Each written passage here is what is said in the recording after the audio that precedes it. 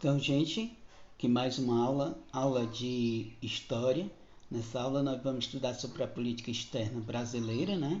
E conhecer também um pouco sobre a gripe espanhola, né? Ou seja, a política externa brasileira que a gente vai observar aqui está relacionado com a participação brasileira na Primeira Guerra Mundial. Então a gente observa que a participação brasileira aqui na Primeira Guerra Mundial foi uma participação bem discreta, né? Primeiro a gente vai observar que o presidente da época era Venceslau Braz, ou seja, ele, devido à pressão popular, ele teve, né, que declarar guerra, né, contra a Tríplice Aliança. E a participação militar no Brasil no solo europeu foi pequena, resumindo-se algumas ações de pilotos da Força Aérea na época, né? Na época, a Força Aérea Brasileira ainda não havia sido criada, mas havia, né, a aviação do Exército e da Marinha, né, treinados na Europa, e o apoio médico, além de fornecimento de alimentos e matéria-primas, né?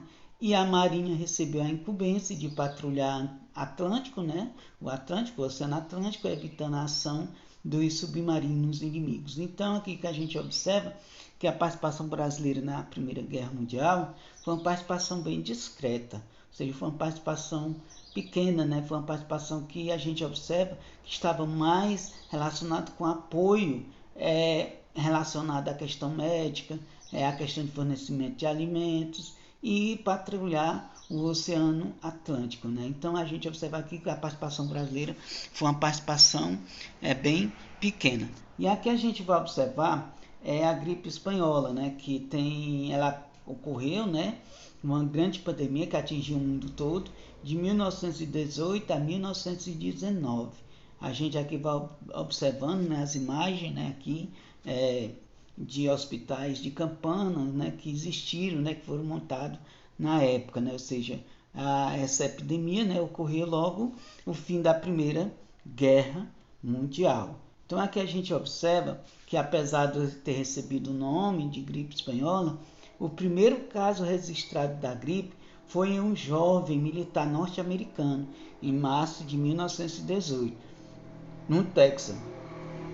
Essa epidemia se espalhou pelo mundo por causa das idas e vindas, né, dos soldados, que ao retornarem às suas cidades infectavam mais e mais pessoas. De abril a agosto de 1918 ocorreu a primeira onda da gripe, né, em vários países europeus, entre elas Grécia, Espanha, Portugal, Dinamarca, Noruega, Holanda e Suécia.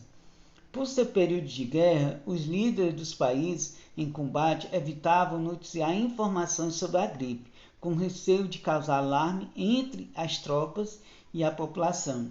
Isso apenas agravou a situação, já que ninguém sabia o que estava acontecendo e como se proteger. A imprensa da Espanha, né, por estar mais neutra durante a guerra, que abordou mais as notícias, né, sobre a doença, que acabou recebendo o nome do país. Ou seja, então aqui a gente observa que a gripe espanhola ela recebeu esse nome devido, né, os noticiamentos que eram colocados, né, pela Espanha, né? Ou seja, os espanhóis, por eles estarem neutros, né, na guerra, eles acabaram noticiando, né, a questão da doença. Por isso, o nome da doença acabou recebendo, né, esse nome de a gripe espanhola, devido a essas questões, né? Então, a gente observando que os soldados, né, que vinham dos conflitos, né, saíam dos conflitos em direção aos seus países e acabaram infectando, né, a população.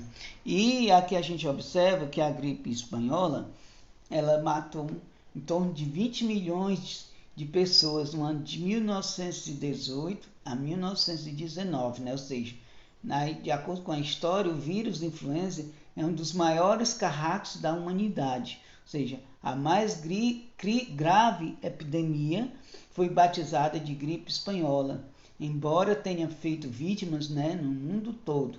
No Brasil, matou o presidente, né, Rodrigo Alves.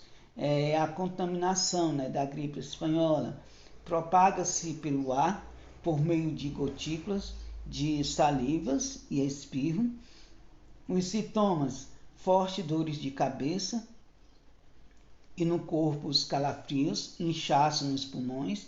Tratamento desse vírus, está em permanente mutação, por isso o homem nunca está imune. As vacinas antigripais previnem a contaminação com forma já conhecida do vírus, Então aqui a gente observa que foi um dos vírus, ou seja, mais mortais que a humanidade já conheceu, ou seja, chegando a matar 20 milhões de pessoas no mundo, Ou seja, tem gente, que coloca que chegou a matar até mais pessoas, Morreu até mais pessoas, mas não tem assim um estudo específico de quantas realmente pessoas morreram. Então, o que eles têm mesmo por base mesmo é que em torno de 20 milhões de pessoas foram mortas, no ano, nesse período, do ano de 1918 a 1919, Então, gente, essa foi mais uma aula.